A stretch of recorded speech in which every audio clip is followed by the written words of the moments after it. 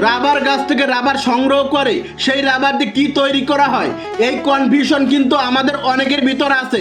আমরা অনেকে রাবার গাছ দেখেছি, আবার অনেকে দেখিনি। যারা দেখেন নাই তারা দেখুন, এই হচ্ছে রাবার গাছ। আর এই রাবার গাছকে খেজুর গাছের মতো কেটে রাবার সংগ্রহ করা হয়। আর এই রাবার দিয়ে তারা কি তৈরি করবে তা জানতে পারবেন এই ভিডিওতে। চলুন তাহলে ভিডিওটি কন্টিনিউ করি। আর ভিডিওটি ভালো লাগলে একটা লাইক কমেন্ট শেয়ার করে দিন।